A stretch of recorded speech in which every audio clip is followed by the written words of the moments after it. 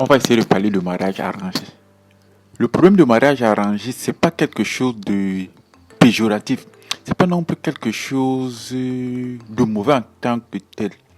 Je pense que je vais d'abord, dans un premier temps, essayer de contextualiser le concept de mariage arrangé pour essayer d'éviter tout commentaire émotionnel, tout dépassionnaliser le débat, pour éviter que ça n'aille dans tous les sens. Je vais essayer de placer ce contexte de mariage arrangé en Afrique ou entre un homme vivant en Afrique et une femme vivant en Afrique. Le problème, c'est que en Afrique, lorsque moi je vivais en Afrique, comment ça se passait, que les familles se connaissaient.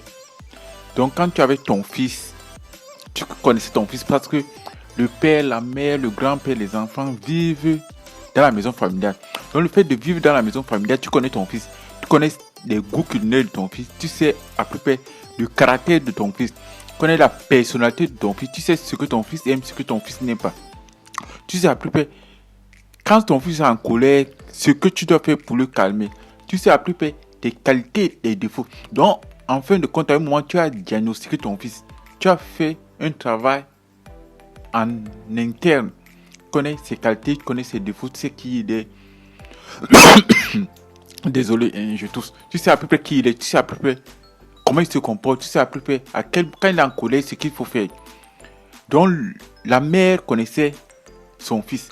La mère connaissait aussi sa fille. Elle connaissait à peu près quelles sont les qualités de sa fille, quels sont les défauts de sa fille, qu'est-ce que sa fille aime, qu'est-ce que sa fille prépare, comment calmer sa fille quand elle est en colère, comment calmer sa fille, comment la satisfaire. Donc forcément, l'idée de mariage arrangé, c'est pas l'idée que les Européens, les Occidentaux se font de mariage arrangé. Le mariage, c'est une institution. Le mariage permet d'unir les familles. Le mariage permet à faire de souder les familles.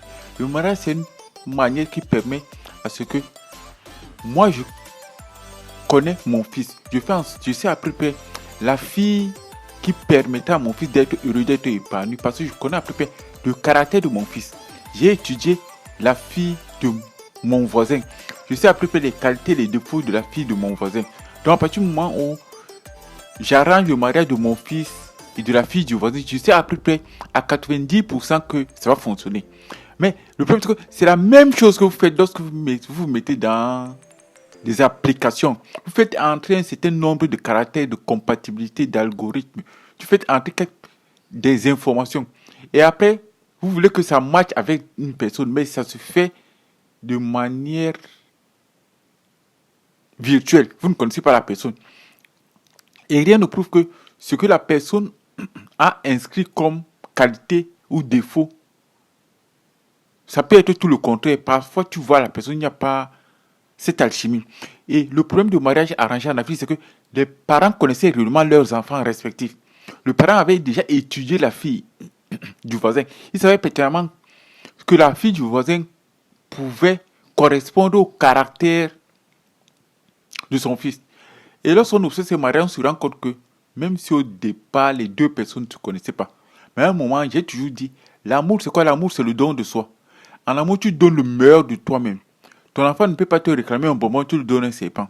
Ton enfant ne peut pas te réclamer quelque chose de bien, tu lui donnes quelque chose de mal. Donc, l'amour, lorsqu'on aime une personne, on donne le meilleur de soi. Or, le problème, c'est que les critères de choix sont beaucoup plus basés sur l'apparence, sur le physique. Alors que ce qui fait réellement le couple, c'est la personnalité. Donc, les parents faisaient ce choix-là en se basant sur les caractères, sur les personnalités respectives, sur la correspondance, sur le plan comportemental. Ce qui fait que ces mariages, ce sont les mariages qui ont bien fonctionné. Ce sont les mariages qui ont permis à ce que des familles arrivent à s'entendre et que des enfants viennent au monde. Par ce biais-là, c'est comme ça que les mariages se sont faits beaucoup plus en Afrique. Mais quand je parle de mariage arrangé, je ne fais pas allusion au fait que tu prends une fille ou bien un garçon venant, qui est né ici, qui est né peut-être en Occident. Tu le prends et tu l'envoies peut-être dans un pays africain, tu lui demandes d'épouser une fille qui est là-bas. Tu vois bien qu'il y aura à un moment un bug. Parce que l'enfant qui est né ici a des comportements typiquement de l'Occident. Il n'a pas un référentiel africain. Il est né en France, fonctionne, il est né en Occident, il se comporte comme un occidental. Donc, le fait déjà de l'imposer une fille, une femme ou un garçon venant de son pays d'origine, ça ne fonctionnera pas.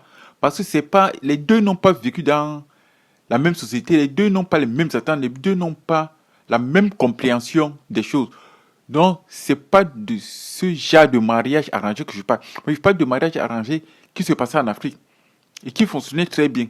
Et les gens, quand tu les parles de mariage arrangé, ils lèvent les yeux au ciel. C'est comme si tu parlais de quelque chose d'impossible. C'est comme si tu parlais d'un tabou. C'est pas quelque chose de tabou. Ça fait partie de notre culture, ça fait partie de notre civilisation. C'est quelque chose qui a fonctionné. C'est quelque chose qui continue à fonctionner normalement. Le mariage arrangé, c'est une très bonne chose. Mais lorsque vous allez sur Internet ou vous allez dans une application ou dans un truc de rencontre, mais qu'est-ce que vous faites?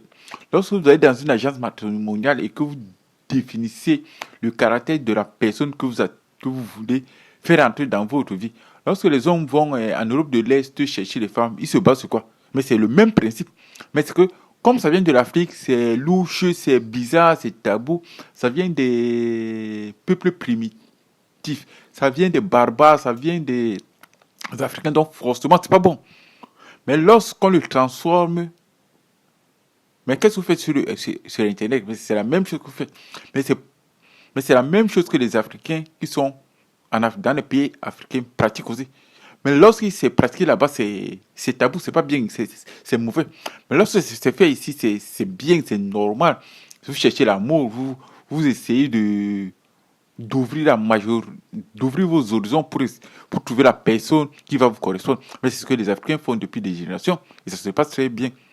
Pour quelle raison ce qui se ferait en Afrique serait forcément mauvais de faire des mariages arrangés, de réunir des familles, de faire en sorte que qu'un homme puisse trouver une femme qui convient à sa culture, convient à ses préoccupations